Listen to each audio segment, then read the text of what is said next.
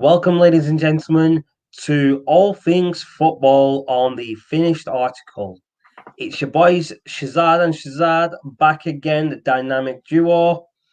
So today we're doing a roundup of the Premier League games for game week 31, which started, I believe, last Friday. Yep. This is my boy Shazad. Everyone knows him. No introduction needed. What's up? How's everyone The doing? horse with the most shows. He's everywhere, this guy. So I'm going to jump into it. First match of the week, Fulham versus Wolves. I was expecting Wolves to actually, maybe take this, but Wolves took the win. No surprises really. Wolves and Fulham, they're not big teams. They're lower in the card on the table. But Wolves took the win. I think Fulham really needed the 3 points, but Wolves took it. So it is what it is. Adama Traore came up with the last-minute winner, and I think it was a scrappy game. Let's be honest. The less said about it, the better. Exactly. That's why I kept it short and sweet, bro. if I had to pick a game on a Friday night, that wouldn't have been it. But hey, we don't arrange the fixtures, we don't arrange the lineup. So hey, it is what it is. Hey, it is what it is, bro. You know what it is. Tell me about it. But guys, before I kick off with my round of games, I just want to say, hope everyone's doing well. Please leave a like, subscribe, and comment below. Thanks for bringing up the ticket, Shaz.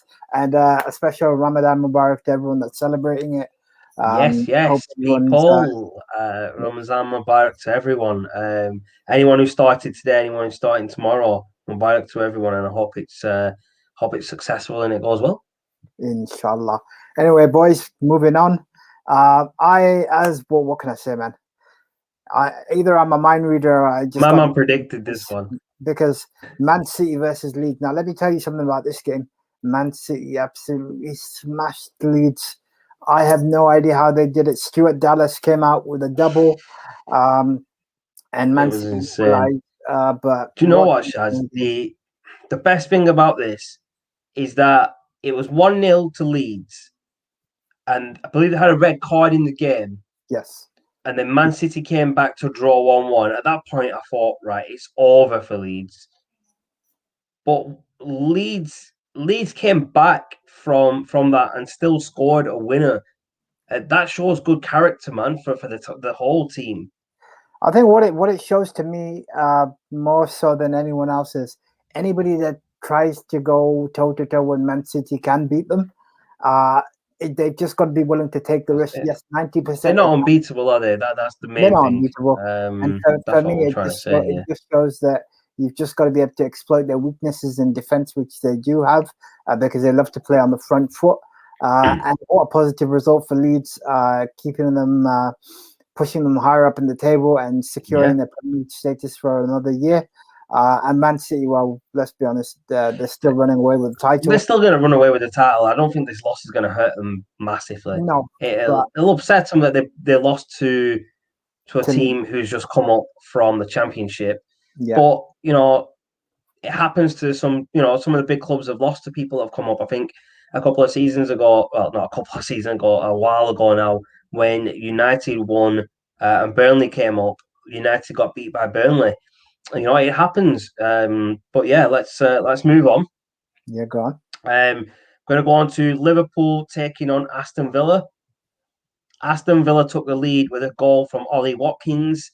The kid can't stop scoring. He's done really well to get to where he is, and he's still performing at a high level in the Premier League, which is good. Mo Salah scored the equaliser, and everyone thought this match was going to be a 1-1 draw. But your boy Trent Alexander-Arnold came with the fire. Good goal. I'm not going to lie. I enjoyed watching this goal. I think it was injury time goal outside the box. He smashed it in. He's been criticised a lot for his performances this season, and rightfully so, because he's had some stinkers this season. But yeah, what else can you say about that goal? It was brilliant. Good to see. And you've hit the nail on the head. It was good to see him prove his doubters wrong and show that he can play the all-round expensive game. Whether that gets him into Euro 2021 squad, I don't know, but he's done his case no harm there. He's making a name for himself, Roy. He's making a name for himself and very quick. Reminds me a lot of Jamie Vardy when he started up in Leicester. Very true. Anyway, guys, he got himself in there. The last game of Saturday night, we've got Crystal Palace versus Chelsea. So this works both ways. Chelsea, the previous game, they'd lost 5-3. Apologies. 5-2 to West Brom. So this was almost like an interesting game to see how they bounce back. They'd already had the Champions League win in midweek against Porto, the second leg is tonight. So Chelsea, comfortable winners. For me, Havertz back on form. Pulisic has always been reliable, and Zuma with a goal. And really, Crystal Palace didn't really have much going forward. They tried, but they were just not with it. And I think Chelsea had too much class for them. Yeah, bang on. You hit that one on the head, bro. Like I said, after the loss to West Brom, I knew Chelsea would bounce back. They did that by beating Porto last week, and they've done it again by beating Crystal Palace in the league. Nothing special. They were expected to win. They won. They did their job. End of story, if you ask me. Yeah, absolutely. So the first game on Sunday, we had Burnley at home to Newcastle. Now, I was expecting Burnley to actually win this, just based on Newcastle's form. But Newcastle took the win, which I was quite surprised about, to be fair. I was actually surprised Newcastle won, because Burnley were winning 1-0 until, I think, the last half hour. And that's where Newcastle came back and scored their goals. So, big up to Newcastle. Special mention to Ale Anand Maximum, who inspired a brilliant turnaround for Newcastle. Came off the bench, and let's be honest, he's the guy who uses class. And I think this season, Newcastle, although they're at the bottom, they've just flattered to deceive. And for them, yes, again, surprise win considering the form that Burnley were at home. But hey, this is the Premier League football. And moving on swiftly, we've got West Ham versus Leicester. What do we say about Leicester? Okay, first, before we touch on Leicester, let's big mention out to our boys, Jesse Lingard. Yes. My boy Lingard is smashing it. You know what? Sorry about that. I'll let you carry on. That's fine. I have to say, West Ham on form, the team of the year for me so far, based on how they're performing. They're solidifying their top four credentials. Lingard with a double, Bowen with a goal as well to make it 2-0. Iheanacho with 2 late goals, but Leicester are repeating what they did last season, whereby they're on an end-of-season crumble. And I don't know whether this is just Brendan Rodgers lacking experience in how to guide a team to the finish, but that's just my take on it. Over to you, Shaz. Yeah, bro. Brilliant. Like I said, Lingard's been on fire since he's been at West Ham. This guy has been rejuvenated. He's done wonders for his own career by going to West Ham, getting that loan deal, and now performing the way that he is. It's absolutely amazing to see someone who everyone thought was rubbish at United come back, get a loan to another team in the Premier League in our backyard and showing us, no, I'm not crap. I belong in your team. This is his audition to get back into the team with Solskjaer, and he's absolutely smashing it out the park. And I couldn't be happy for him. Brilliant. Speaking of Man United, we're going to jump on to the next game. Man United versus Tottenham. So I'm going to run this down. But what I want to do is I want to talk about Son first. His little theatrics in his acting, that was pathetic. I'm laughing, but it's not even funny. I was talking to one of my friends earlier today about the way that players just take a dive in games for no apparent reason. If you watch the replay of this, and I'm sure you can find it online on anywhere, any site really, McTominay's hand he's going backwards and he slightly grazes the side of his cheek just like this, and Son's dropped to the floor like he's been shot 5 times like Tupac or something, bro.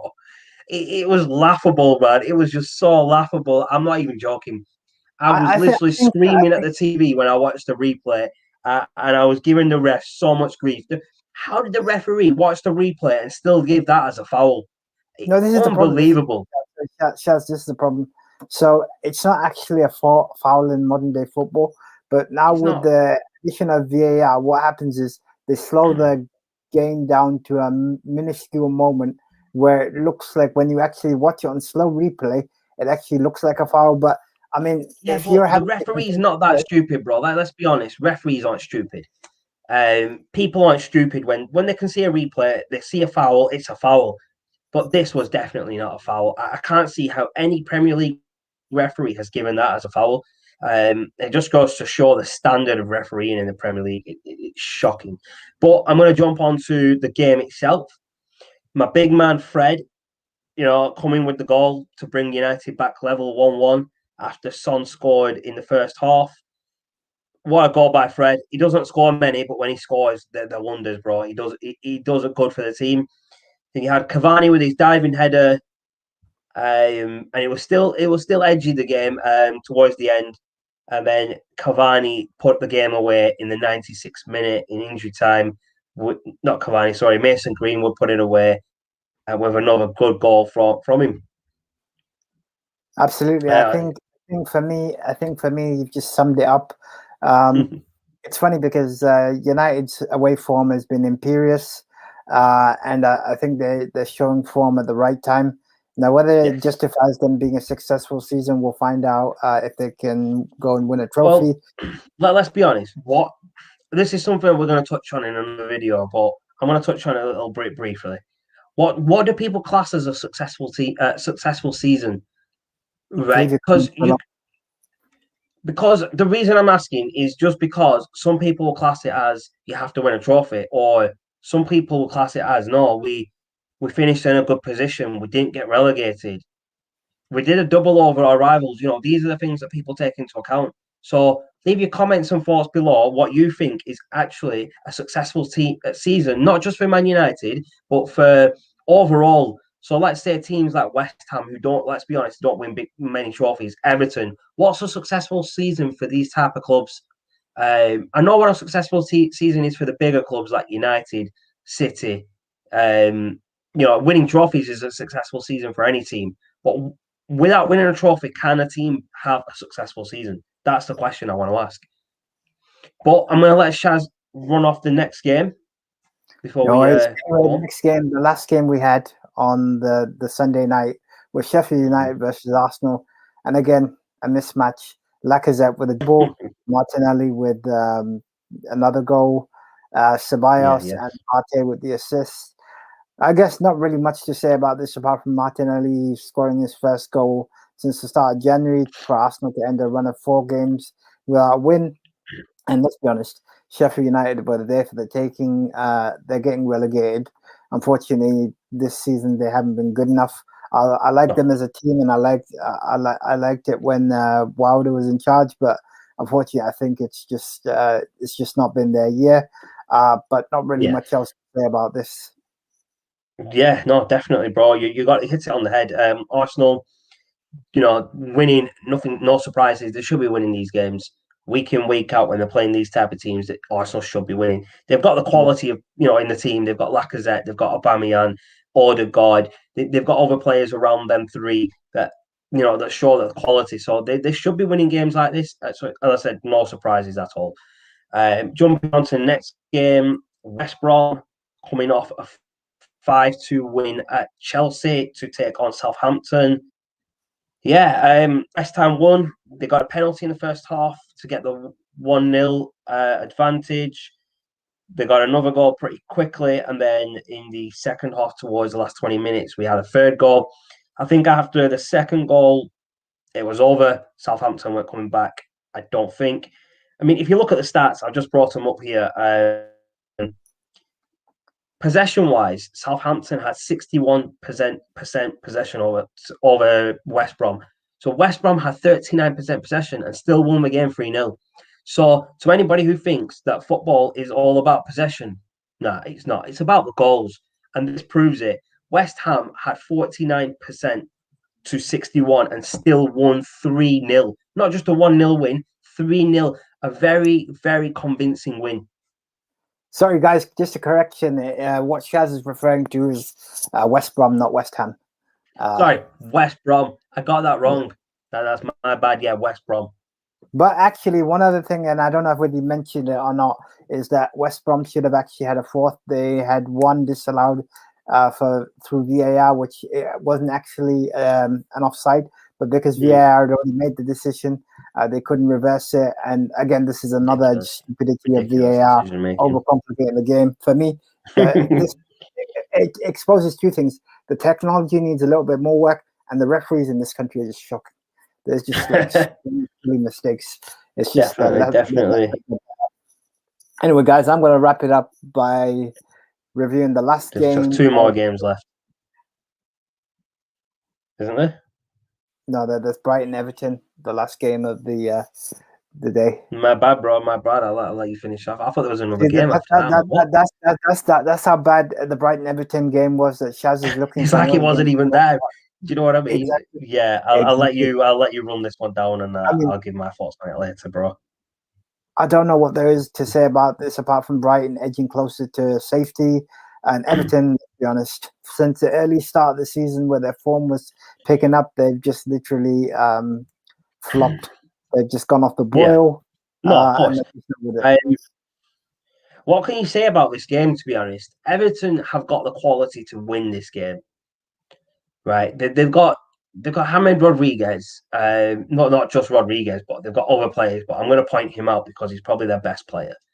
Let's be honest, he's a world-class player at a team like, he shouldn't be at a team like Everton. No offense to Everton, no offense to the fans, but Rodriguez shouldn't be at a team like Everton. He's there, which is fine. We talked about this before, but if you look at the stats, Shaz, Everton got outplayed in this game. Their performance was a shocker. Brighton had 23 shots, right? But only 3 of them were on target. So even Brighton had a shocker. Everton had 8 shots with 1 on target. In 90 minutes, these teams had 4 shots on target between them, and they had 31 shots. 31 shots together. I mean, that just shows the bad performance from both teams. I don't think there's anything else I can say on that game, to be fair.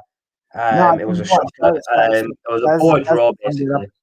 Shaz has summed it up. It started with a stinker at the weekend with Wolves Fulham being a drab 1-0 late win, and it ended up with a 0-0. Not exactly how I... And just one more thing.